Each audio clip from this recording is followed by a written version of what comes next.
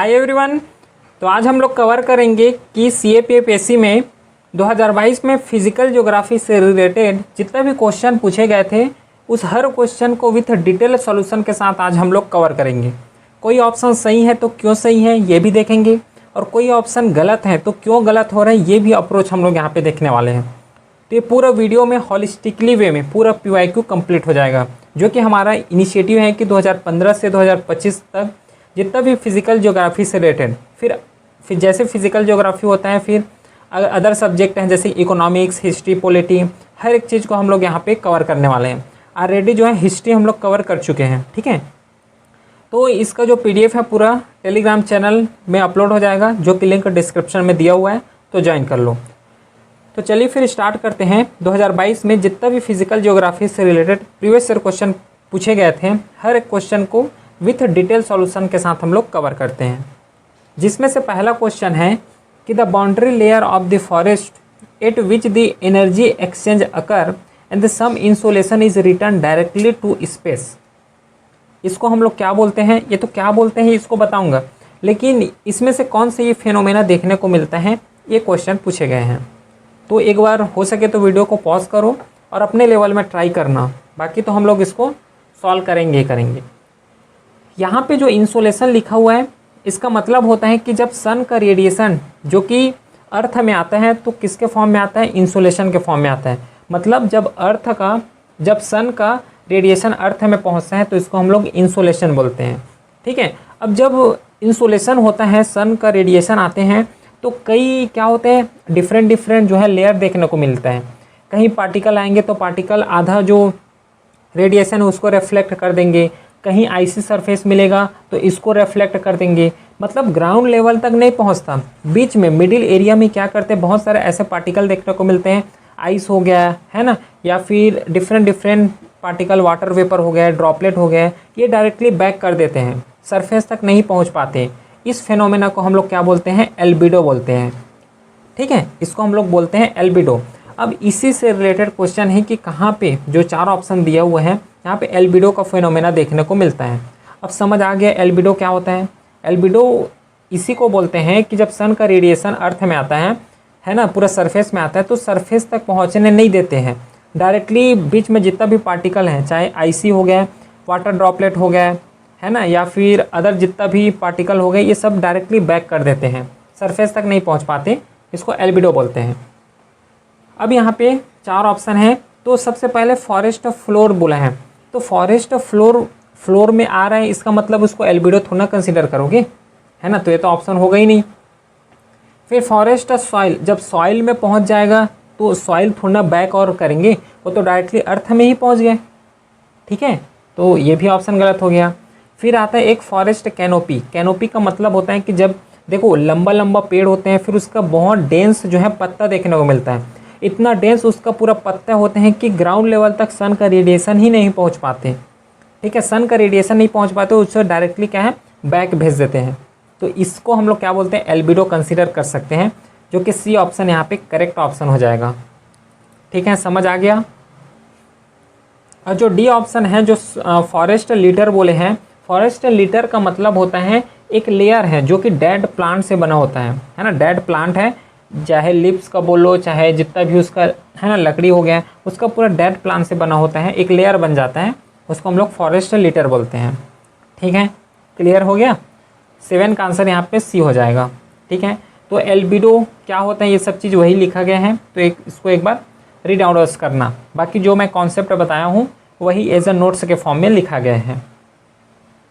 चलो next question देखते हैं, 8वां, the organism that prefer high salt concentration habitat. इसको हम लोग क्या बोलते हैं, जो हाई साल्ट का जो कंडीशन होता है, जहाँ पे हाई साल्ट मिलता है वहाँ पे वो अपना जीवन यापन करते हैं, ठीक है, बेसिक लैंग्वेज में।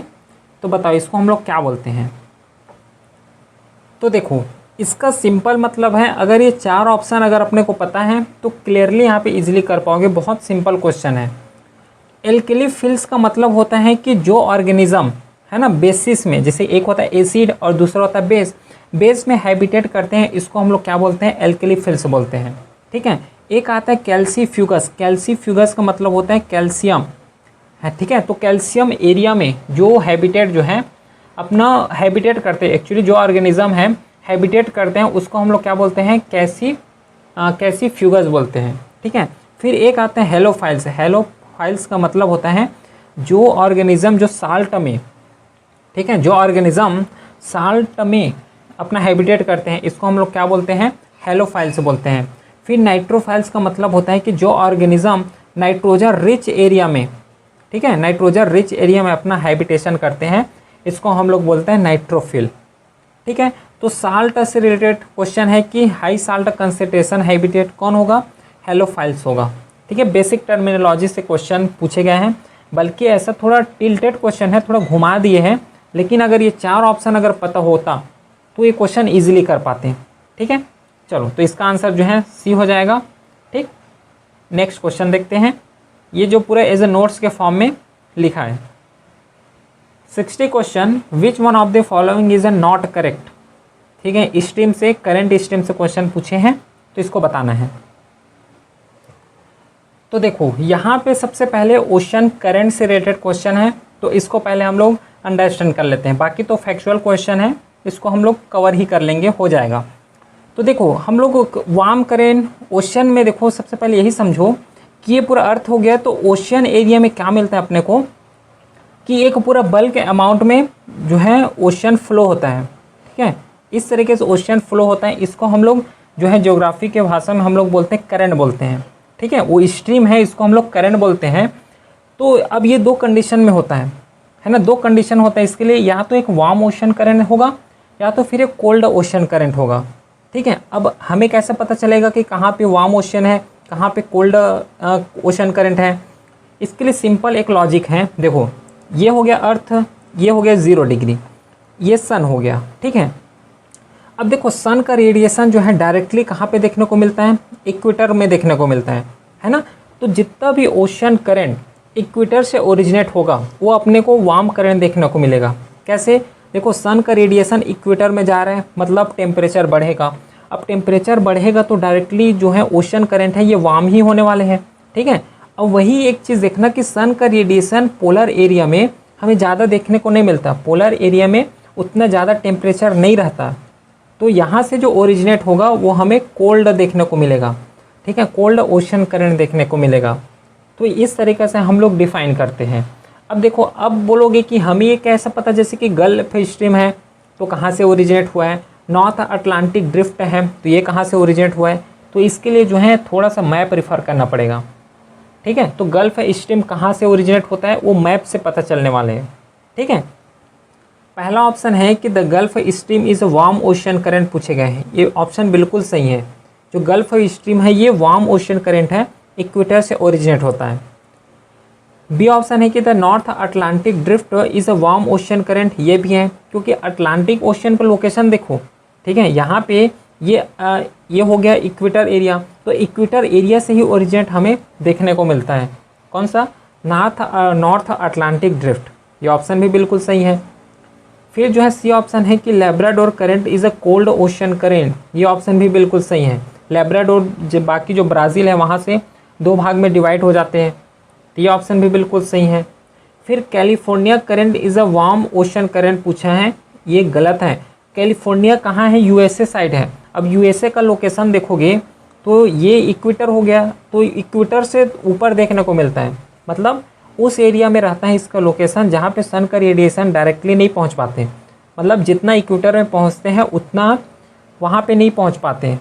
कहाँ पे, अमेरिका में, ठीक है। तो इसके वजह से क्या होता है कि कैलिफोर्निया जो करंट है ये हमें कोल्ड देखने को मिलता है, ठीक है। लेकिन यहाँ पे वार्म पूछे हैं, हमें पूछे हैं ऑप्शन में कि कौन सा नॉट करेक्ट है, तो इसका जो डी ऑप्शन है ये करेक्ट ऑप्शन हो जाएगा, बाकी रॉन्ग हो जाएगा इस क्वेश्चन के हिसाब से, ठीक है। क्लियर हुआ 60 क्वेश्चन। चलो नेक्स्ट क्वेश्चन। बाकी देखो यहाँ पे कुछ लिखे गए हैं नोट्स के फॉर्म में, वार्म ओशन करंट कौन कौन से होते हैं, जैसे कि गल्फ स्ट्रीम है ना, कुरोशियो करंट हो गया, ब्राज़ील करंट हो गया है, फिर एल्गुहास करंट हो गया है ना, ईस्ट ऑस्ट्रेलियन करंट है। फिर कोल्ड करंट का देखोगे तो कैलिफोर्निया करंट, देखो अभी इसे वार्म करंट बताए थे, ठीक है। फिर हमबोल्ड जो पेरू करंट हम लोग बोलते हैं। तो इस तरीके से इंपॉर्टेंट करंट यहाँ पे हैं, इसको थोड़ा कंसीडर करना। चलो नेक्स्ट देखते हैं, which of the following statement, यहाँ से मैप से रिलेटेड क्वेश्चन पूछे गए हैं, तो कौन सा यहाँ पे सही है ये बताना है। तो देखो पहला ऑप्शन है कि maps that maintain the true shape of the area are known as a confocal maps. ये ऑप्शन बिल्कुल सही है कि जो ट्रू मैप है, जितना एरिया है उतने एरिया को मैप में अगर डिफाइन कर रहे हो तो इसको हम लोग बोलते हैं कॉन्फोकल मैप। पहला ऑप्शन बिल्कुल सही है। सेकेंड ऑप्शन है कि map are used to show spatial relationship. ये ऑप्शन भी बिल्कुल सही है, ये स्पेशियल रिलेशनशिप बताता है ना। जैसे कि पूरा हम लोग वर्ल्ड का मैप देखते हैं, तो वर्ल्ड का मैप हम लोग जब कंसिडर करते हैं, ये रहा वर्ल्ड मैप, यहाँ पे हमें अमेरिका देखने को मिलता है, नीचे में साउथ अमेरिका है ना, ये यूरोप है, यूरोप के साथ नीचे आओगे तो यहाँ पे हमें अफ्रीकन कंटिनेंट देखने को मिलेगा, फिर ये साउथ ईस्टर्न एशिया जो कंटिनेंट है, एशिया कंटिनेंट है, ये देखने को मिलेगा। तो हम यहाँ से जो है क्लियरली देख सकते हैं कि अगर हमें नॉर्थ अमेरिका का कंपेरिजन साउथ अमेरिका से करना है तो ईजिली कर पाएंगे यहाँ पे, ठीक है। चाहे लोकेशन के बेस में ले लो, चाहे इकोनॉमी के बेस में ले लो, है ना, चाहे जियोग्राफिकल फीचर के बेस में ले लो, तो सेकंड ऑप्शन तो बिल्कुल सही है। फिर थर्ड ऑप्शन है कि map can not show route from one place to another, ये बोला है, ये ऑप्शन गलत है। जैसे कि इंडिया का ही पॉलिटिकल मैप देखोगे तो पूरा रूट्स का डेफिनेशन बताए रहते हैं, रूट को डिफाइन किए रहते हैं, है ना, नेशनल हाईवे कौन है, एक्सप्रेसवे कौन सा है, इस तरीके से इसको तो डिफाइन कर रहते हैं। तो इसको तो थर्ड ऑप्शन को इजीली हम लोग एलिमिनेट कर सकते हैं। तो इसका ऑप्शन करेक्ट ऑप्शन हो जाएगा सी। 1 और 2 ऑप्शन सही है, थर्ड ऑप्शन यहाँ पे गलत है, ठीक है, समझ आ गया। चलो सी यहाँ पे करेक्ट है। बाकी जो हैं जैसे कि फिजिकल को नेचुरल फीचर्स बताते हैं, पॉलिटिकल में ह्यूमन फीचर्स को बताते हैं, थीमेटिक जो है इसमें स्पेसिफिक जो टॉपिक होता है उसको डिस्कस करते हैं थीमेटिक मैप में, ठीक है। टोपोग्राफी मैप में जाओगे तो एलिवेशन टेरेन के बारे में पता चलेगा।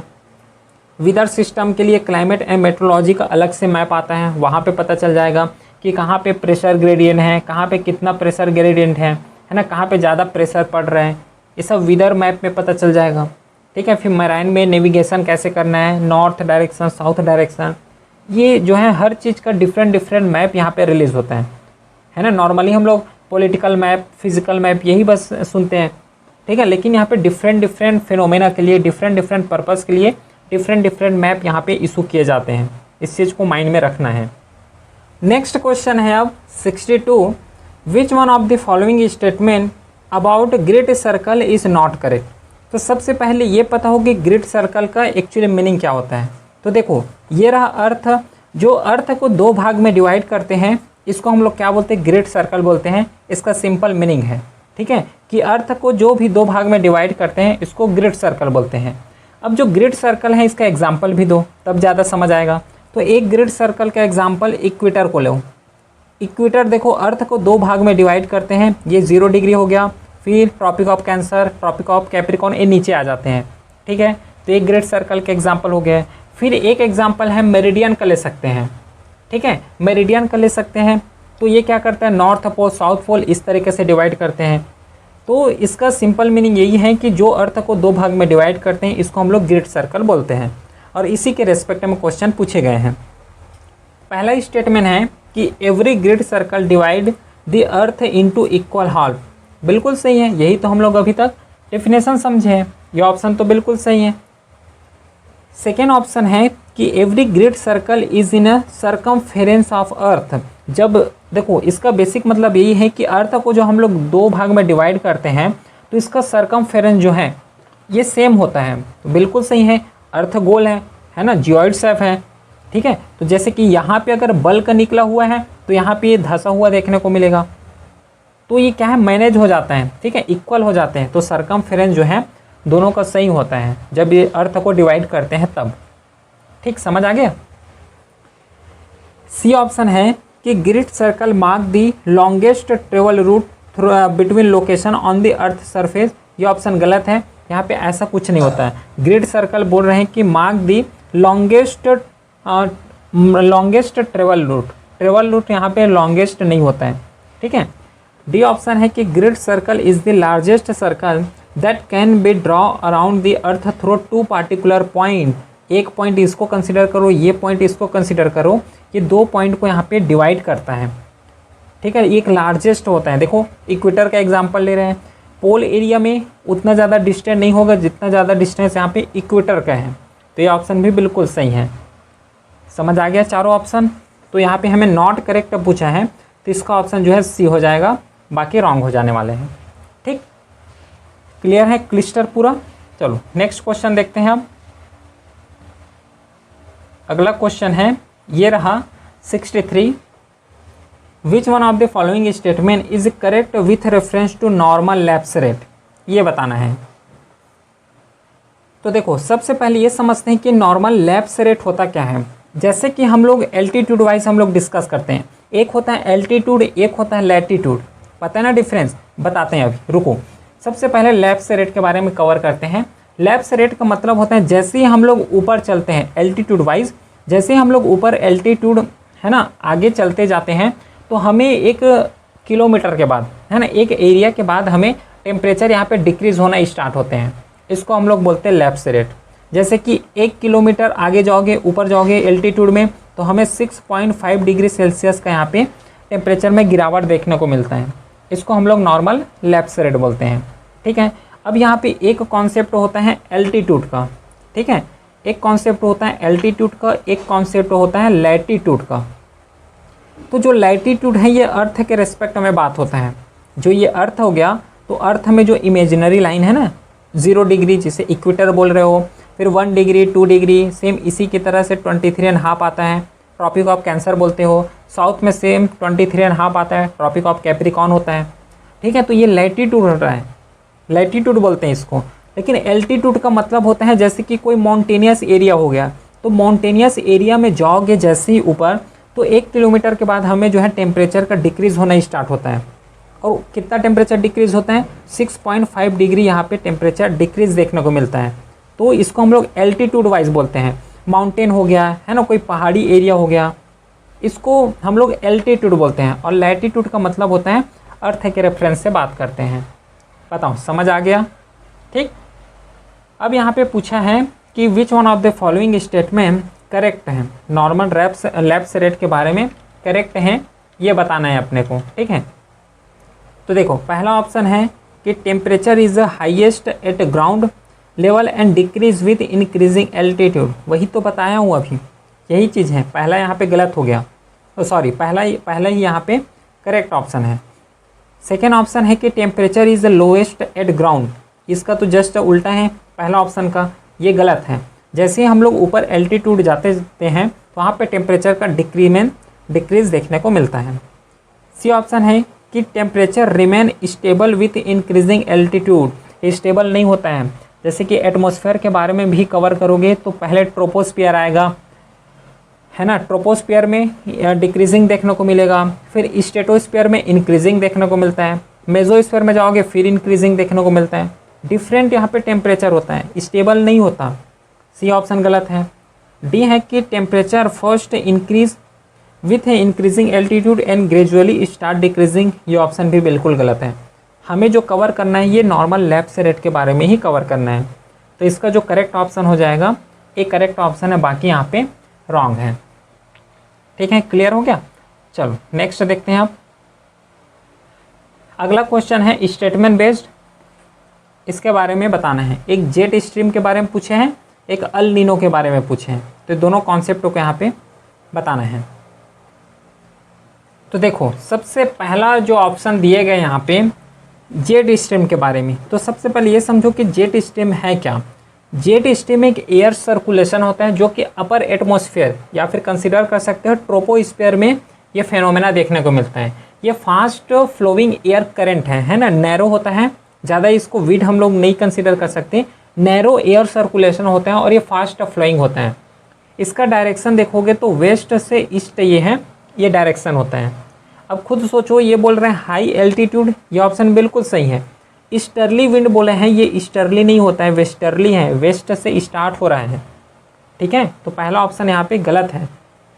तो अगर इलिमिनेशन टेक्निक लगाओगे तो सिंपल बी ऑप्शन यहाँ पे इसका करेक्ट हो जाएगा, अगर इलिमिनेशन में जाओगे तो, है ना।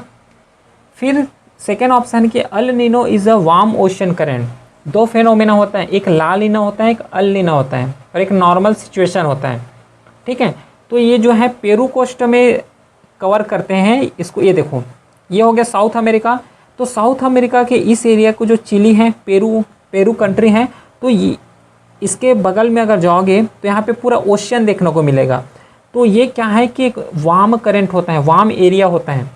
El Nino is a warm ocean current, ये बिल्कुल सही है। ओशियन करंट डिस्कस किए हैं, तो अल नीनो जो है एक वार्म ओशियन करंट होता है, बिल्कुल सही है पहला ऑप्शन। फिर थर्ड ऑप्शन है कि El Nino appear along the Peru coast, अभी बताया, ये पेरू कोस्ट में इसका अपीयरेंस देखने को मिलता है। तो इसके हिसाब से जो है बी ऑप्शन करेक्ट हो जाएगा 2 और 3। ठीक है, एक एडवाइस यहाँ पे ये रहेगा कि अल नीनो ला नीनो इसको डिटेल में यहाँ पे कवर करना, क्योंकि यहाँ से जो क्वेश्चन पूछे जाते हैं थोड़ा कॉन्सेप्चुअल क्वेश्चन पूछे जाते हैं। जैसे कि अभी फैक्ट्स क्वेश्चन पूछ लिए हैं, पेरू कोस्ट में है, वार्म करंट है, हर साल ऐसे नहीं रहेगा कि फैक्ट्स ही फैक्ट्स पूछे, तो थोड़ा डिफरेंस यहाँ पे पता करना, ठीक है, पता होना चाहिए। क्लियर, चलो नेक्स्ट क्वेश्चन देखते हैं आप। Solifluctions in the geomorphic processes involving a special type of soil flow that is notice in, कहाँ पे ये जो है सॉलिड फ्लक्शन देखने को मिलता है, ये सिंपल क्वेश्चन पूछे गए हैं। तो देखो सबसे पहले ये समझो कि सॉलिड फ्लक्शन इसका मतलब क्या होता है। ठीक है, सॉलिड जो फ्लक्शन है इसका मतलब होता है कि slow and down slope movement of the water को हम लोग बोलते हैं। मतलब सिंपल सी जो है डेफिनेशन यहाँ पे कवर करो कि जो डेब्रिस हो गया या फिर जो सैचुरेटेड सॉइल है ना, डेब्रिस एरिया हो गया है, उसका जो फ्लो होता है कैसा होता है, स्लो होता है। तो इसी को जो स्लो मूवमेंट होता है इसको हम लोग बोलते हैं सॉलिड फ्लक्शन बोलते हैं। सॉली मतलब यहाँ पे सॉलिड होता है, सॉलिड के साथ यहाँ पे सॉइल भी होता है। ठीक है, तो जितना भी डेब्रिस हो गया है ना, फिर सैचुरेटेड सॉइल हो गया है, उसका स्लो मूवमेंट को हम लोग बोलते हैं सॉलिड फ्लक्शन। ठीक है, अब खुद सोचो कि डिजर्ट एरिया में होगा क्या, जहाँ पे पूरा रेत ही रेत है, वहाँ पे जो है सॉलिड फ्लक्शन देखने को मिलेगा, मूवमेंट देखने को मिलेगा। क्या मूवमेंट कौन सा किसका है, सैचुरेटेड सॉइल का, या फिर इसको डेब्रिस कंसीडर करो, डेब्रिस से ज़्यादा अंडरस्टैंड हो जाएगा। तो पहला ऑप्शन तो गलत हो गया क्लियरली। फिर एक आएगा कास्ट रीजन। कास्ट रीजन किसको बोलते हैं, जहाँ पे डिफरेंट लैंडफॉर्म देखने को मिलता है, जैसे कि पैथोल हो गया है। अब खुद सोचो पैथोल के साथ सिंक होल हो गया है। सपोज करो ये सिंक होल है, सिंक होल मतलब थोड़ा गड्ढा एरिया को सिंक होल बोल रहे हैं। अब सिंक होल में क्या जो है डेब्रिस का मूवमेंट होगा, खुद सोचो, ये तो यहाँ पे आके जम जाएंगे, तो ये तो मिलेगा नहीं, है ना। तो सेकेंड ऑप्शन भी गलत हो गया। एक आएगा परमाफ्रॉस्ट रीजन। परमाफ्रॉस्ट का मतलब होता है जहाँ पे ईयर पूरा सालों साल जो है, पूरा साल नहीं है मतलब 1 साल 2 साल पूरा जो है बर्फ़ से सरफेस ढका होता है, इसको हम लोग परमाफ्रॉस्ट बोलते हैं। अब परमाफ्रॉस्ट चिकना एरिया है ना, आइसी सरफेस है, तो आइसी तो चिकना होता है, तो उसमें जो है सॉलिड को जो है फ्लो कराओ या फिर मगमा को फ्लो कराओ, है ना, फिर डेब्रिस को फ्लो कराओ, ये तो होना ही होना है। क्यों, क्योंकि ये पूरा एकदम क्लीन एरिया है, पूरा चिकना एरिया होता है। तो इस हिसाब से सी ऑप्शन यहाँ पे करेक्ट हो जाएगा। क्वेश्चन अटेम्प्ट करते हो तो थोड़ा लॉजिक भी लगाना है ना। ऐसा नहीं है कि इसका ऑप्शन हमें पता है, मीनिंग पता है तभी लग पाए। अब देखो डिजर्ट रेजिन है तो थोड़ा कॉमन सेंस तो हम लोग यूज़ कर सकते हैं कि सॉलिड फ्लक्शन का मतलब होता है डेब्रिस का मूवमेंट। तो आइसी एरिया है, मतलब आइसी मतलब यहाँ पे जो डिजर्ट एरिया है, रेतीला एरिया है, तो वहाँ पे मूवमेंट होगा क्या, नहीं होगा, तो सीधा कट करो यहाँ पे। इस तरीके से जो है लॉजिक लगाते हुए भी क्वेश्चन को सॉल्व करना है। हमेशा ही ऐसा नहीं होगा कि जो पढ़े रहोगे तो वही आ जाए, नहीं, कुछ ऐसे क्वेश्चन होगा जिसमें से माइंड बहुत ज़्यादा लगाना पड़ेगा। फिर सवाना रीजन का बात की है। सवाना रीजन ड्राई एरिया को बोलते हैं, ड्राई रीजन को बोलते हैं। अब ड्राई रीजन है तो उतना ज़्यादा रेनफॉल नहीं होगा। ठीक है, तो ड्राई रीजन में कहाँ से उतना ज़्यादा जो है डेब्रिस का फ्लो देखने को मिलेगा, चौथा ऑप्शन भी गलत हो जाएगा। तो इस हिसाब से जो सी ऑप्शन है ये करेक्ट ऑप्शन है, परमाफ्रॉस्ट है। परमाफ्रॉस्ट रीजन में सॉलिड फ्लक्शन हमें देखने को मिलता है। ठीक है, क्लियर है क्या। चलो नेक्स्ट क्वेश्चन देखते हैं आप। 120 question, which one of the following geologic time period is associated with the first appearance of the marsupial. ये टाइम पीरियड से रिलेटेड जो है क्वेश्चन बहुत ज़्यादा देखने को मिला है। तो एक चीज़ यहाँ पे कंसिडर करना, जो पूरा जियोलॉजिकल टाइम स्केल है, हम लोग सबसे पहले इसको 4 इकोन्स में बांटते हैं, ईओन्स में डिवाइड करते हैं। क्यों, क्योंकि जियोलॉजिकल टाइम स्केल देखोगे तो बहुत लंबा है ना, बहुत ही ज़्यादा लंबा है। तो इसको अपने कन्वीनियंस के हिसाब से जो है इसको डिवाइड करते हैं। तो पूरा जियोलॉजिकल स्केल को 4 ईओन्स में हम लोग डिवाइड किए हैं, और ये पूरा 4 ईओन जो है 3 ईराज में कंटेन है। अब यही 3 ईराज को फिर से हम लोग सब डिवाइड किए हैं जिसे हम लोग पीरियड कंसिडर करते हैं, जैसे कि इंडस वैली सिविलाइजेशंस का टाइम पीरियड इतना रहा, मौर्यन का टाइम पीरियड इतना रहा, ऐसे कंसिडर करते हैं ना, यही है इसका मीनिंग। ठीक है, तो यहाँ पे थोड़ा से समझना है कि जो मर्शूफियस हैं ये जो है इसका ऑप्शन ए हो जाएगा कि जो लोअर क्रेटेशियस हैं, लोअर क्रेटेशियस पीरियड में ये चीज़ देखने को मिला है अपने को। ठीक है, 120 का आंसर यहाँ पे ए हो जाएगा। क्लियर है, तो ये तो रहा जियोलॉजिकल टाइम पीरियड।